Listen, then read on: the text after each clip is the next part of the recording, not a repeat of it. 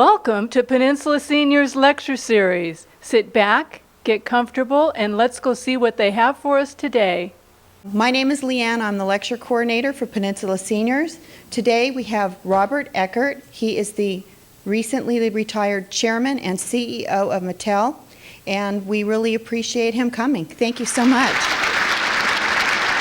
Thank you, Leanne, and good morning, everyone. It's a pleasure to be here in my hometown. I don't get an opportunity to do this that often. I've had the good fortune of working for only two companies in my career. For 23 years, I worked at Kraft Foods in Chicago, my original hometown, right after my education was completed.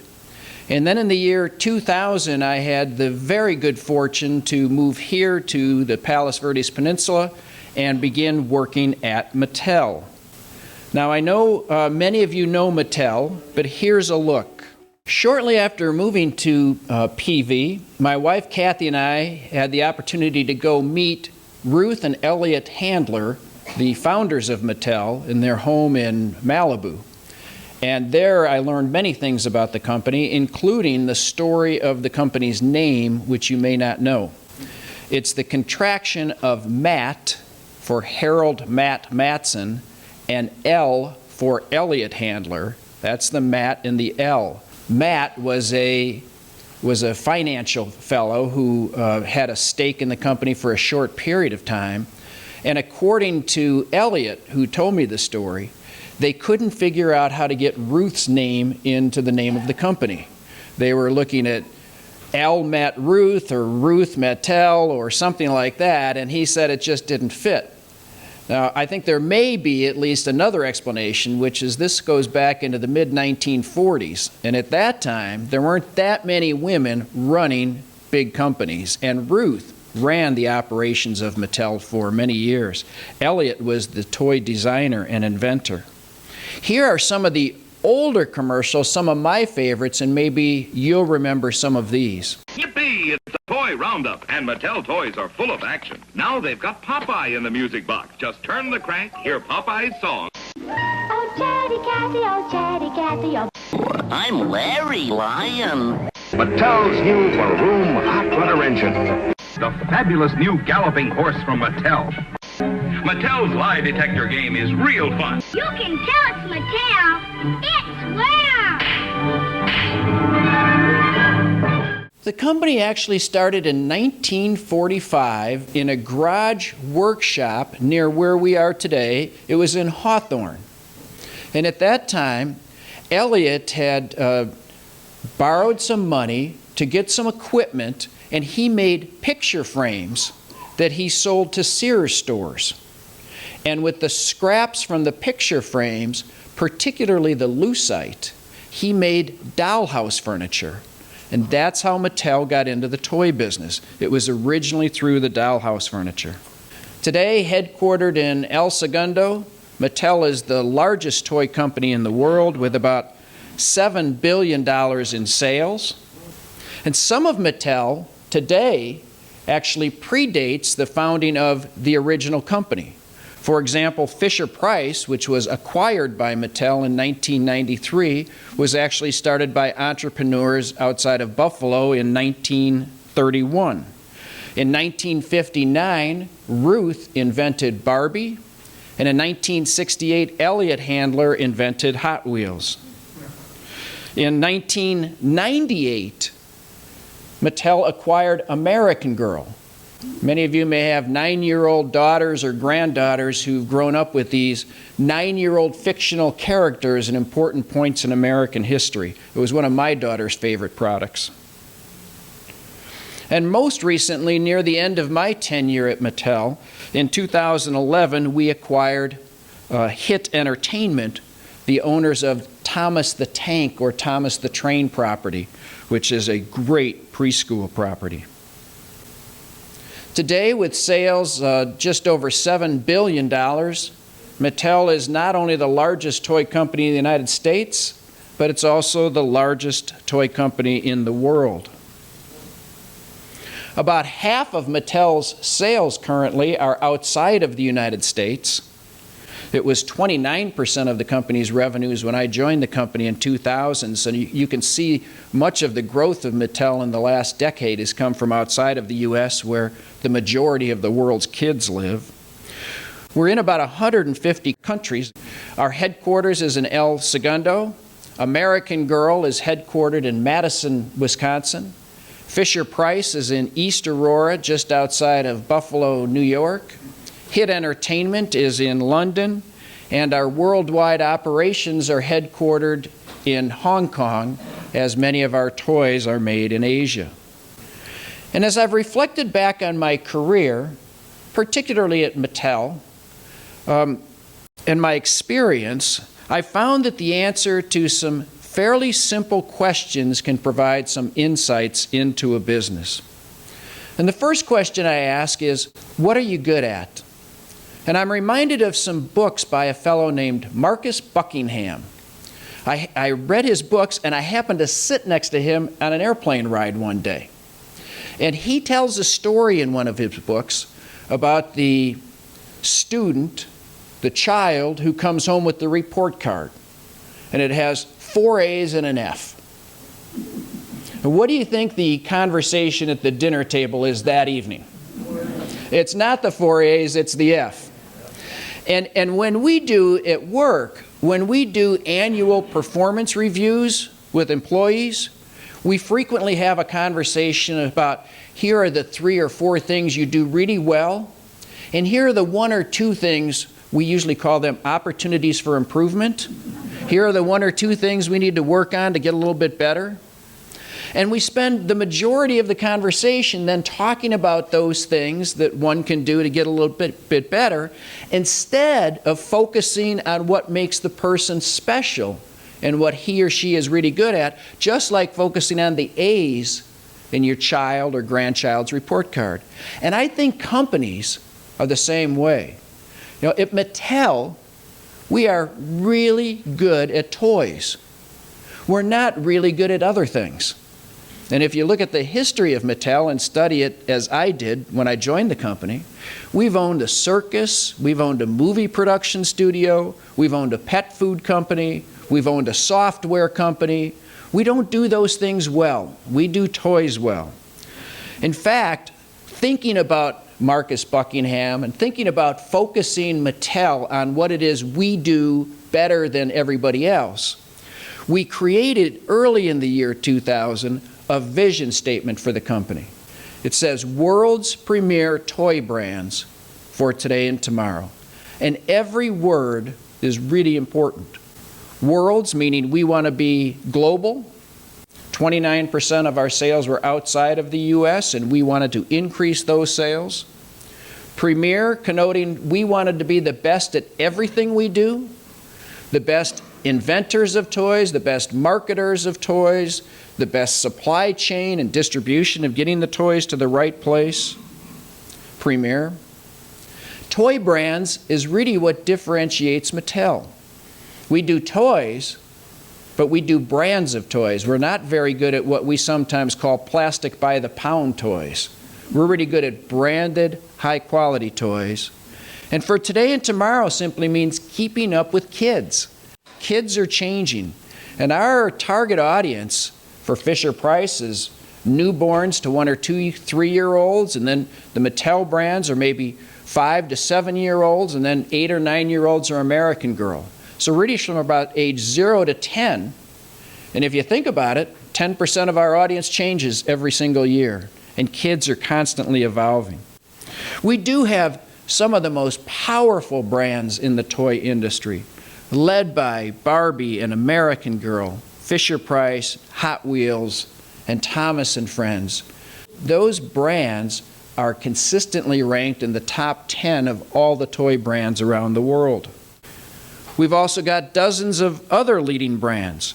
We market Scrabble, for example, outside of the United States. We have Polly Pocket dolls. We have Matchbox little toy cars. And we have Uno, one of my all-time favorite card games. But it all started really with one idea, and that was Barbie. Invented in 1959.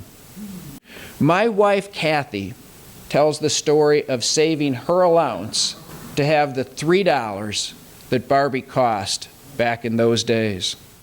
I was on eBay yesterday and had my wife not played with her Barbie and left it in the box. I saw a vintage, not played with Barbie doll on eBay from 1959 edition for $3,600. Today in the United States, the average girl owns a dozen Barbie dolls. And through Barbie, girls can imagine their future. For example, one way to do this is through thinking about careers when she grows up. Barbie has had 130 careers already. She's been an astronaut, a doctor, a teacher, a pilot, a computer engineer. She runs for president every 4 years, and we're hopeful that someday she's elected. One of Elliott Handler's best ideas was Hot Wheels. Hot Wheels was invented in 1968. Since then, we've made over 800 vehicle models. The average boy in this country owns about 60 Hot Wheels cars. Our designers at Mattel for Hot Wheels and Matchbox frequently come from the auto companies in Detroit. I know one of my colleagues, Larry Wood, has been here to address you. I believe Larry worked on the original Ford Mustang in Detroit in the mid-1960s, the first car I ever drove. Placed front to rear, the Hot Wheels cars we've made since 1968 would circle the Earth 5 times. And a few years ago, a collector paid $72,000 for a rare 1969 VW Beach Bomb, probably the most expensive little car ever acquired. Fisher-Price joined the Mattel family in 1993. Fisher-Price makes infant and preschool toys, helping toddlers learn colors and shapes and animals and language. And in fact, Fisher-Price's products today are available in 37 different languages around the world. Remember the pull toys? The wooden pull toys? They originally cost $2. It was my first Fisher-Price toy. I had the Snoopy dog, which you can see in the upper right-hand corner of the slide. That was always one of my favorites and one of my early memories of toys. And before I joined Mattel, each of my 4 children played with Rock-A-Stacks. Rock-A-Stacks is a great toy. It teaches colors and shapes and order.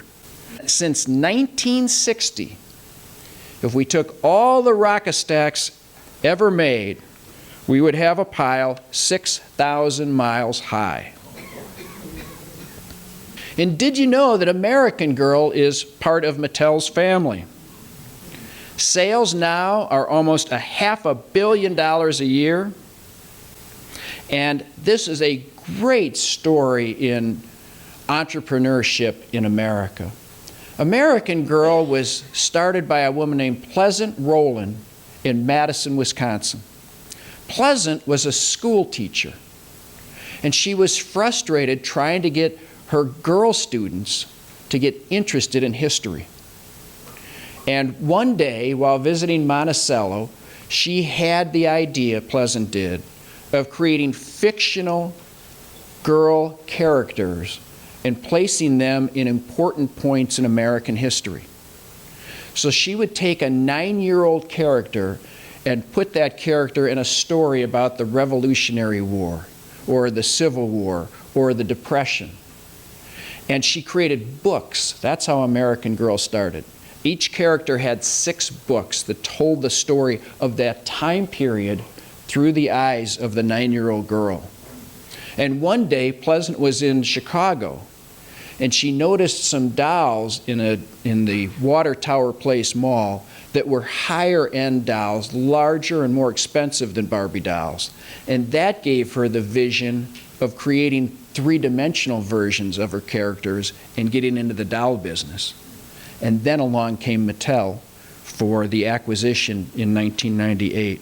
It's a great company, and Pleasant was a terrific, terrific inventor. And of course, as I mentioned, Thomas & Friends, one of the iconic brands for infant and preschoolers, joined the Mattel family in 2011. This is a 60-year-old property, and there are over 360 episodes of Thomas now available for home video. Collectively, Mattel makes 8,000 different toy lines every year. And if you think about it, about 80 or 90% of those are new every year. We do have some standbys like the Rock-A-Stack, but many of the products are new each year because few people buy the same toy twice. So even if the average boy has 60 Hot Wheels cars, if he already has the blue Camaro, he's not going to get another blue Camaro, he'll go for the red Mustang. So we're constantly designing new products even within our existing product lines. All told, those product lines, when we add up the individual toys, we produce and sell over 1 billion toys a year. And not surprisingly, much of Mattel's business is in the second half of the year, specifically supporting the Christmas holiday season. And in retirement, I've had the opportunity to travel more for pleasure. And one of the things that I've noticed is how brands are bringing the world together. So last year, as an example, on a trip I took over a 3 or 4 week period of time, I was in Scotland and Turkey and Greece and China. And everywhere I went, I noticed Barbie. I noticed craft products like Philadelphia cream cheese that I worked on for many years. I serve on the McDonald's board of directors, and McDonald's is in all of those places, and I serve on the Levi Strauss board of directors, and I see Levi's everywhere I go in the world. Unlike years ago, many of these products are traveling internationally. And the marketing of consumer products is changing. The very first marketing class I ever took was at the University of Arizona in 1974, and I had a professor named John Wheeland who said, "Find out what a public wants and get it to them profitably." And certainly the handlers did this well. Barbie was the essence of taking paper dolls, remember with the tabs in 2-dimension that you cut out of the newspaper, and making a 3D version of that experience for girls. Hot Wheels was taking a stationary mini car, like a Matchbox car, and putting wheels on it. That's what kids wanted to play with, and Mattel figured out how to do that profitably. And an old adage I grew up with when I started in marketing and business was, half of my ad budget doesn't work, I just don't know which half. Or now I'm a fan of the television show Mad Men, and in that series, Don Draper, he won't settle for half. And I spent much of my career working in marketing and working in marketing campaigns and trying to figure out what worked and what didn't work. What motivated people to purchase our products and not the competitors' products, and which ones didn't. And that is becoming increasingly scientific. The amount of analytics in the marketing business has changed so much in my career, and in fact, I now see where the next generation is going.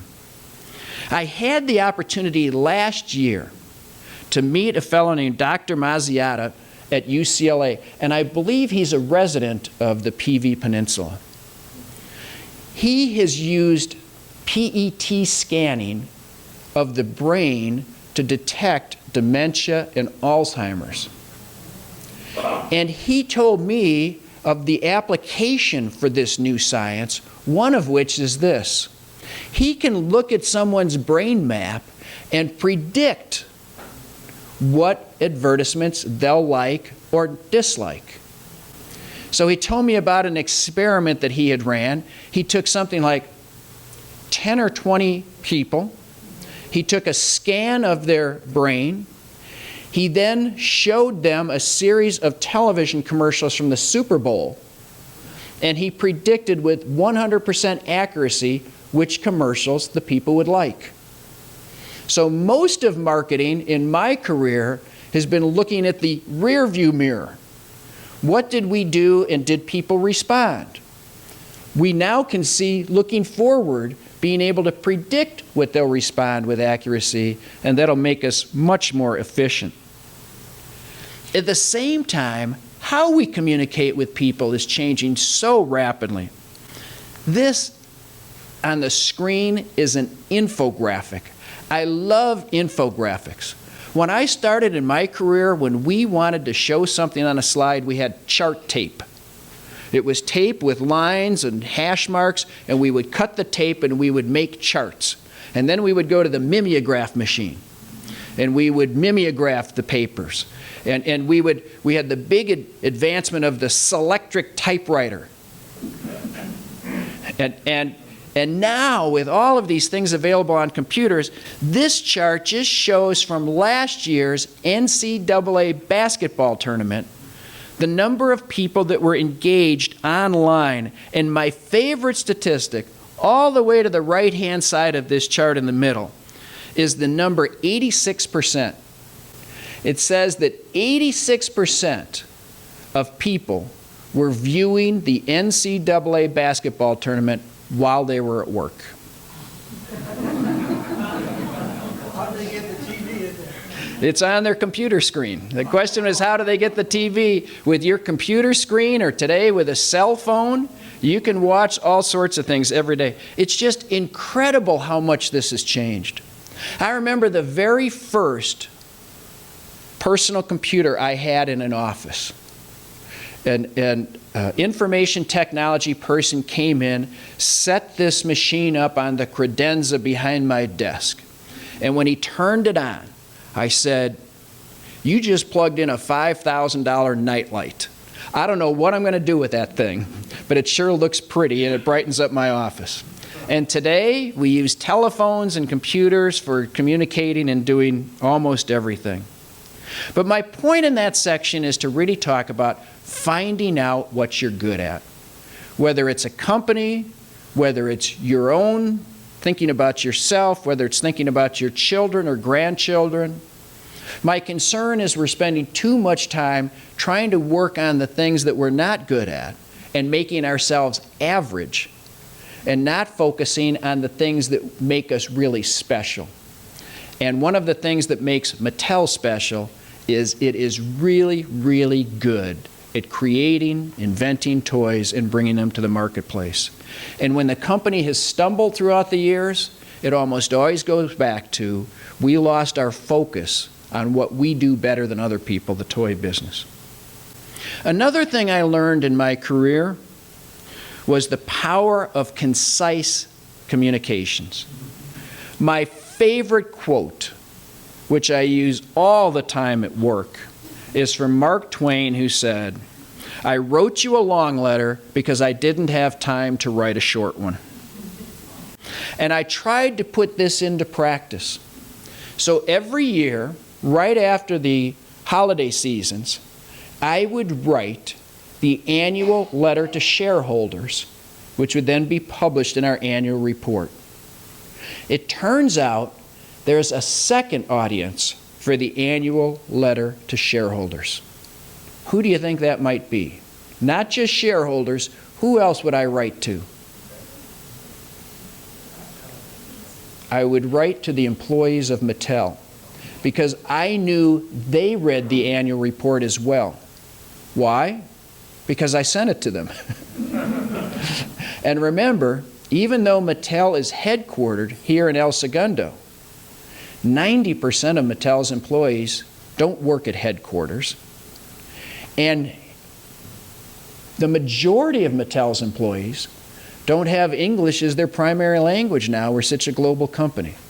So the annual report to shareholders gave me an opportunity to communicate concisely with employees as well. And I tried very hard to write a simple letter and even simplify it further so that the title of each annual report was one word. So that if I could just communicate one thing to people about what the company was doing and where it was heading next, I would do it on the cover of the annual report. Sometimes I went up to 3 words, but I usually had 1 word. For example, in the upper left-hand side of the screen, you see the word refocus. When I joined the company in 2000, we had made a big acquisition for $3.7 billion in an area that wasn't toys.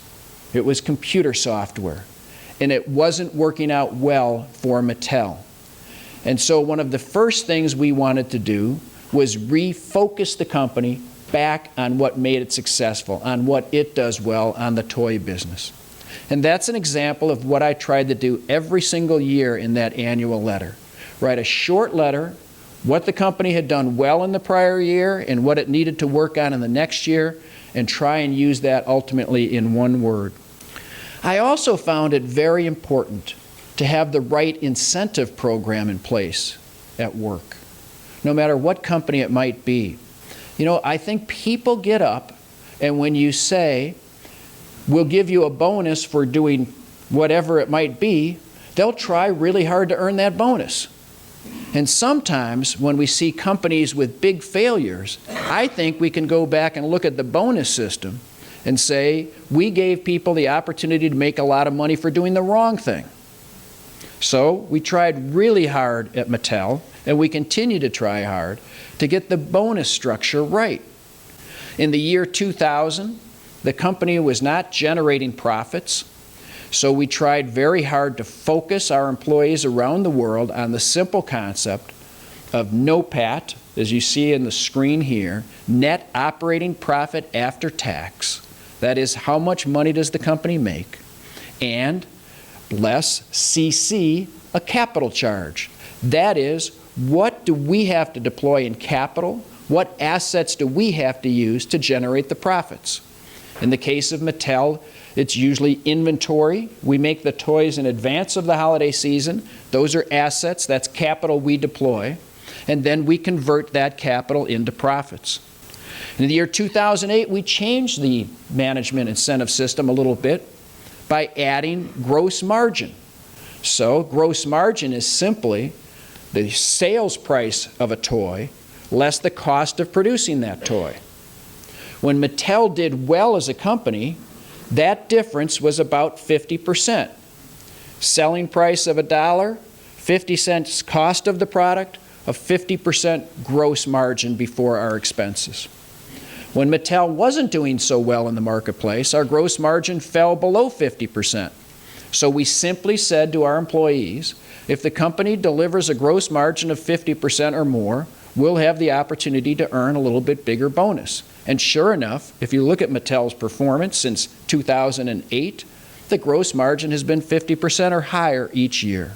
So getting the incentive program right is important.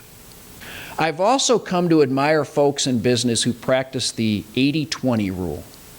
That is simply stated, 20% of our activities generate about 80% of our success. Or in the case of a company, about 20% of our activities or products generate about 80% of our profits. And I said earlier how Mattel makes about 8,000 different product lines a year. About 20 or 30% of those generate most of the profits at Mattel, and if the company could do a better job figuring out which 20% were going to work earlier, we could focus more of our activities on that. The 80-20 rule, I found, can apply to many business situations. And one of my favorite examples is from a company called Illinois Tool Works. Now, being originally from Chicago, I'm familiar with Illinois Tool Works. It's a company that acquires smaller companies. They have 825, as you see here in the middle of the screen, 825 decentralized business units. Illinois Tool Works itself is a holding company and doesn't have many employees. They acquire these smaller companies. For example, one of my favorite companies they own on the bottom right-hand side of this screen, you know the 6 packs of soda? Illinois Tool Works makes those plastic bands that holds the 6-pack together. And they make fasteners and clips that hold things together. These are individual companies that manufacture individual products.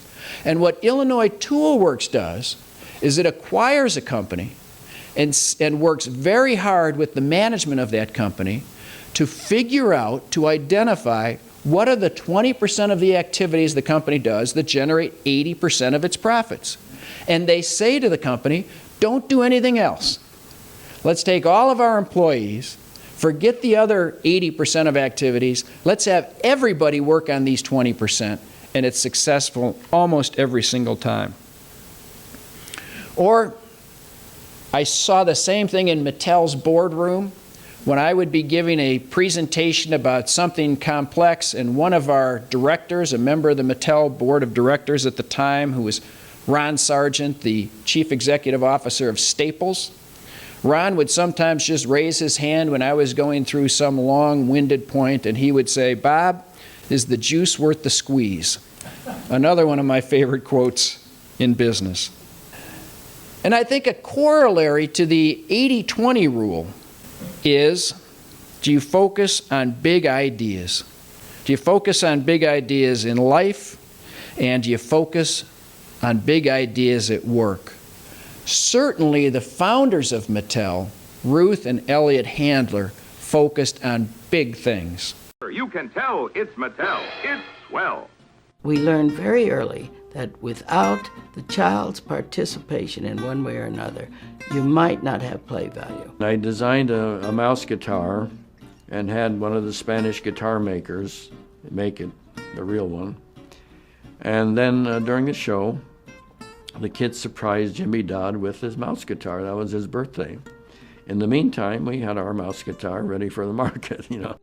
We were way ahead of anybody in the industry, designing a product that went into a show and then making the toy that went with the show. That was a revolutionary period, really, for us. Barbie started because of my daughter Barbie playing with adult paper dolls. I tried to convince Elliot that we could make a 3-dimensional doll, and he said it'd be impossible for us to do. We were very, very disappointed initially. Half of our customers didn't want to buy the thing. So I was telling Ruth, see, I told you, you know. But as soon as it got on the counter, I was wrong, she was right. My husband still had dreams of something different than the Barbie doll. Chatty Cathy was brought out in 1960. That's right, a year after A year Barbie. afterward. You get voices at random by pulling a string. After Chatty Cathy and her succession of dolls, he knew that we could still use the voice unit in other things. Sure enough, he came up with the idea which became CNC. Hot Wheels is one of the easiest design jobs I ever did in my life. Take this car, take the wheels off, and put on some little wheels that can run very light and very fast. And he did a little thing like that, and the thing went all the way across the desk. And we named it at that point, boy, those are Hot Wheels, you know. Building Mattel was, although we had our ups and downs, you know, we had a little trouble, but it was a very happy thing because we had all these things going on around the world. Kids were playing with our products and they were very successful. Without the product, we'd have had nothing. He created the product, and then without the ability to take that product and get it to the marketplace and make it happen, again, it would have been nothing. Together, it was everything. True synergism.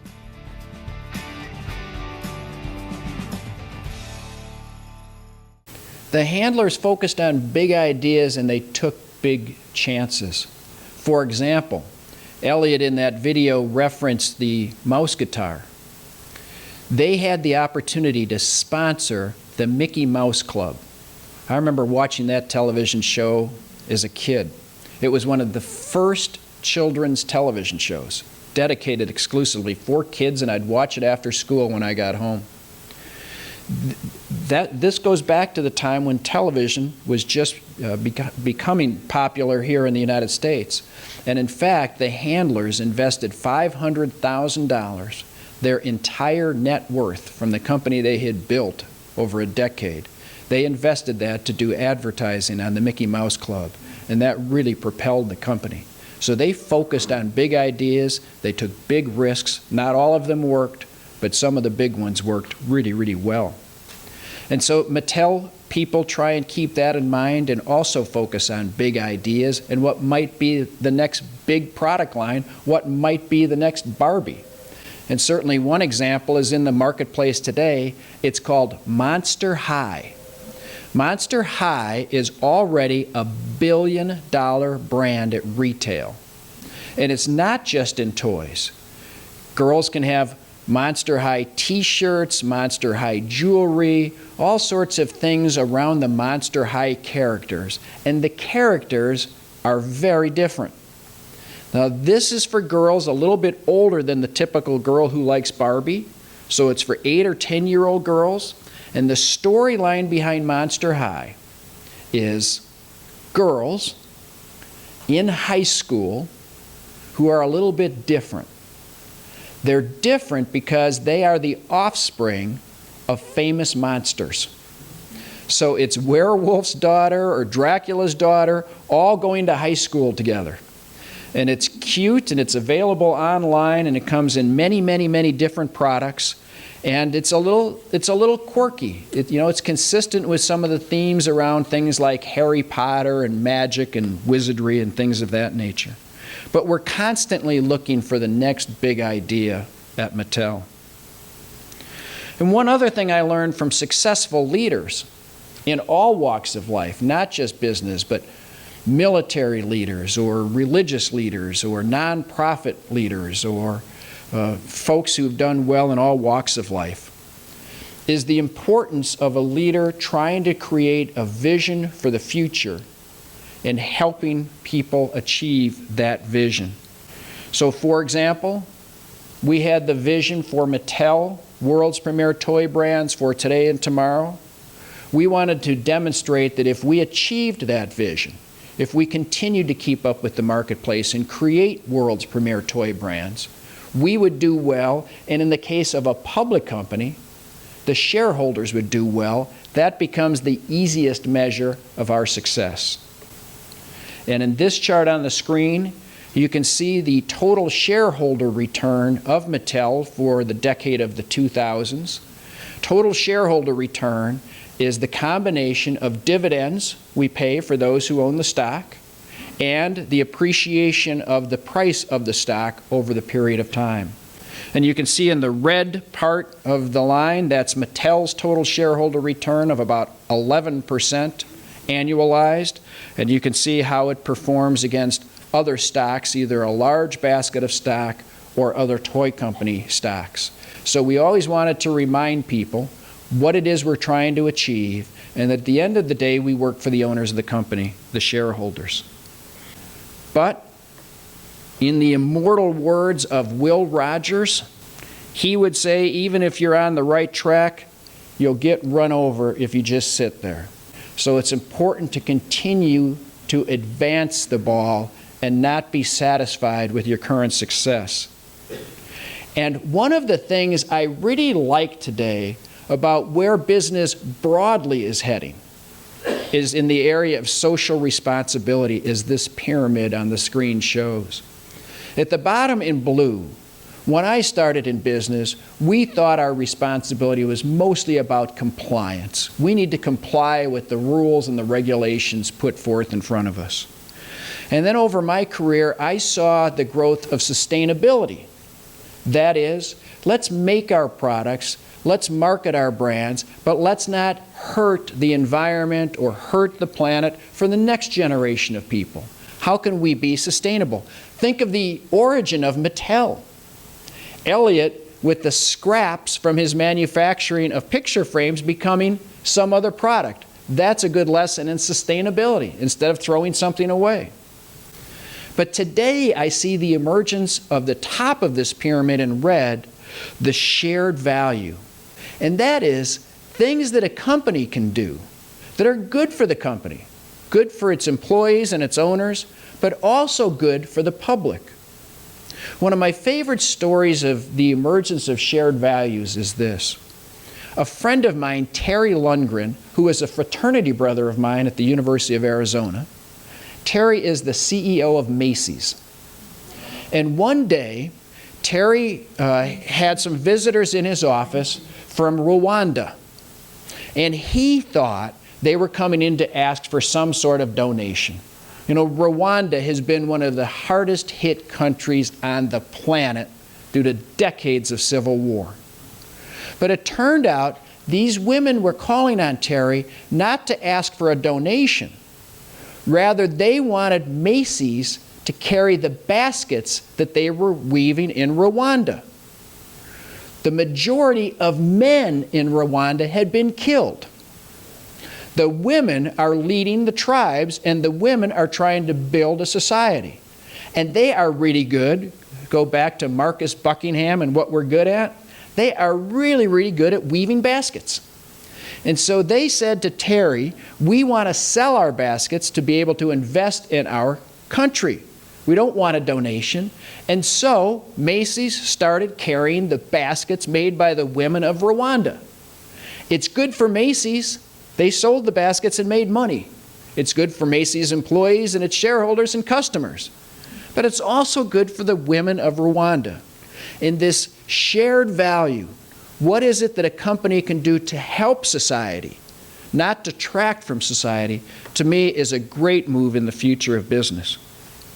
At Mattel, that company considers the social impact of its products. And one of the things it's focusing on in this area of shared value is play and making a difference. In fact, the Mattel Children's Foundation has its own vision statement to make a meaningful difference one child at a time. And sometimes they do this with sick children at the Mattel Children's Hospital at UCLA, or sometimes they do it with underprivileged children. Because increasingly, we're learning that many kids, particularly underprivileged kids, don't play enough. They don't have the opportunity for pure, simple play. So as one example of what Mattel does here in the South Bay, every time around the holiday season, around Christmas, we bring in snowmaking machines, and we take those machines and make snow for grade schools in some of the tough neighborhoods around Los Angeles. In fact, some of these schools are only 10 or 20-minute drive from El Segundo. And these are kids that don't get out often. They haven't seen the world. Most of them have never seen snow. So we have a snow day. And all the kids come out and we build a snow mountain and we go sledding.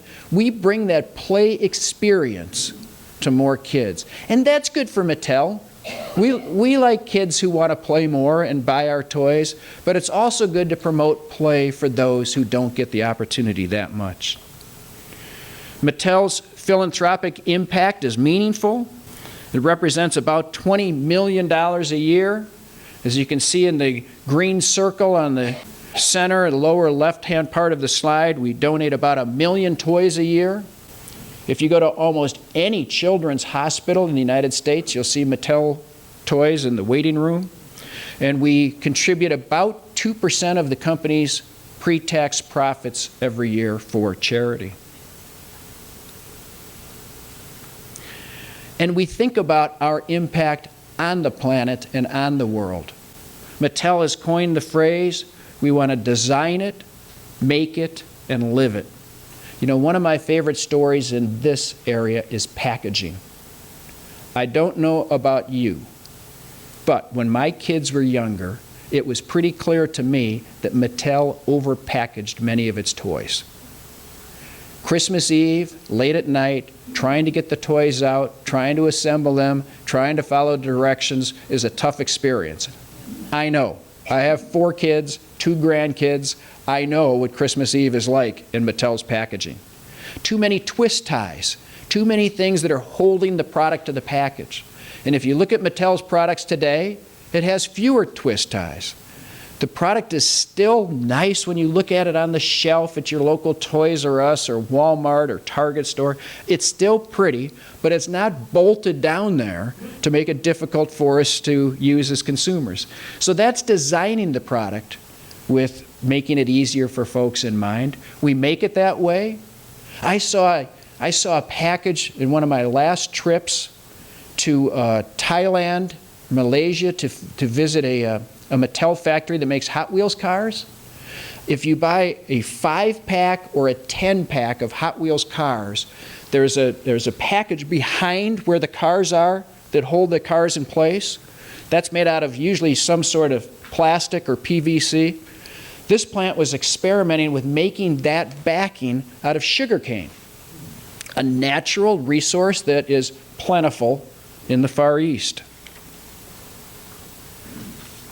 And my final observation about business is this: do people want to see you win? And in my career, and I increasingly tell this story to young people to whom I speak, we don't always control our own destiny. There are times that our career depends on how somebody else views us or our company. And the example I want to show here goes back to a time period where Mattel had some problems under my watch. And it was back in 2007. You might remember that we had some toys that were contaminated with lead paint. Lead paint is a no-no. It's not necessary, it doesn't help things, and it's clearly not good for children. So we have regulations to prevent us from using lead paint in our toys, but accidentally we had some. And it was a big issue in society because this was a time when people were concerned about overseas manufacturing, and they were concerned about whether the government regulators were doing enough to watch over businesses. So I got a call one day from the senior senator at the time in the state of Illinois, Dick Durbin. Anybody remember who the junior senator was then? Barack Obama. But Senator Durbin called me one day because his committee in the Senate provided oversight to the agencies like the Consumer Product Safety Commission, the CPSC, that monitors toy performance. And Senator Durbin became aware of the lead paint issue in toys, and he wanted to talk to me about it. And so one Friday afternoon at 5:30, I flew to Chicago and met Senator Durbin in his Chicago office, and I was so impressed. For 30 minutes, he listened. Now, how many times do you see a sitting senator listen? He wanted to know exactly what the problem was, what caused it, and what we were doing to fix it, and he listened intently to everything I had to say. And at the end of our meeting, he said, "Bob, we need to have a hearing and do this publicly." So one day, I was on C-SPAN in Washington at Senator Durbin's hearing, and I want you, and my career, I was representing the 30,000 employees of Mattel that day. I was representing them and trying to acknowledge our mistakes and tell people, not only the senators, but the viewing public, what we were doing to fix it. So my career depended on how people like Senator Durbin thought of how they perceived Mattel and its people. And here's a clip from that time period in 2007. Let me thank Mr. Keithley, Mr. Storch, and Mr. Eckert in particular, and say that over the course of my congressional career, there have been times when I've been tough on businesses, and I really have been heartened by and refreshed by the response of your industry to this crisis. I think there is a level of openness and honesty that is essential for restoring the confidence in your products and to bring your consumers back to your stores and back to your company. There's no corporate denial going on here. There's no defensive crouch. There's no throwing around of the terms junk science. I mean, you're facing this honestly, and I think that's the only way to deal with it. And I'm glad that you are. I commend you for doing that. Of course, you have to follow through, and we'll watch you as this process unfolds.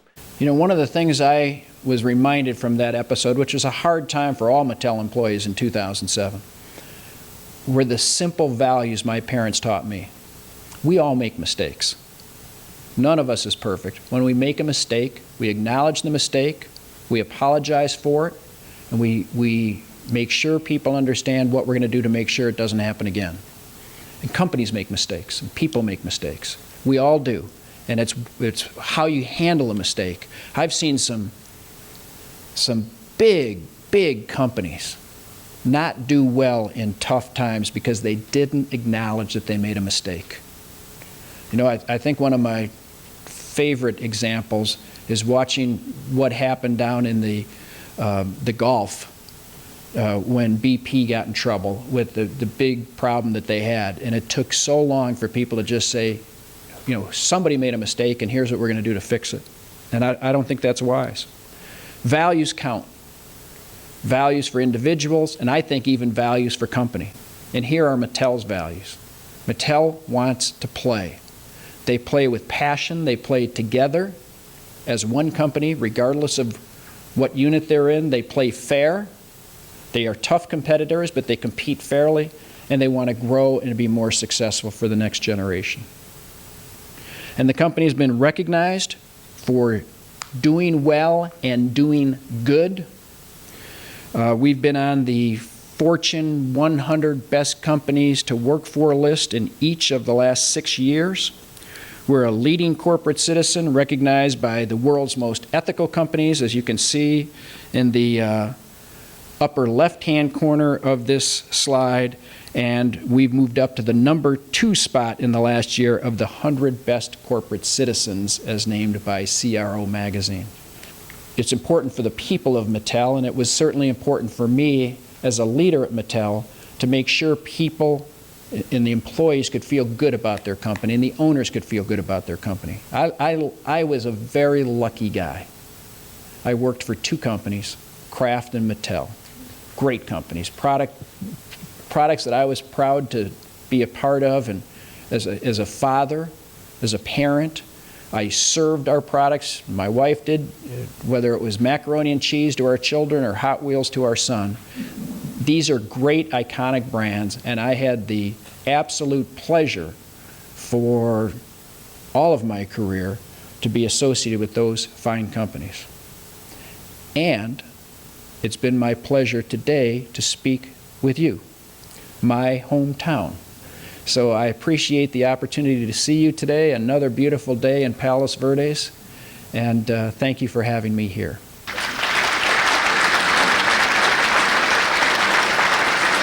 Thank you. We have a minute or two if you have a question or two. Yes, sir. It's a great question. The question goes to the lessons learned in 2007 and what was the root cause and what really happened. What really happened is somebody didn't follow the specs. So it was not, in the case of lead paint, a design problem. We didn't say, please use lead paint on our toys. And we used vendors. These were not products produced in Mattel plants, but about half of Mattel's toys are made by outside vendors. We used vendors and monitored them what we thought was closely enough. It turned out, with the benefit of hindsight, that the vendors would use subcontractors, and sometimes those subcontractors used other subcontractors, because remember, in the economy in 2007, things were really moving rapidly.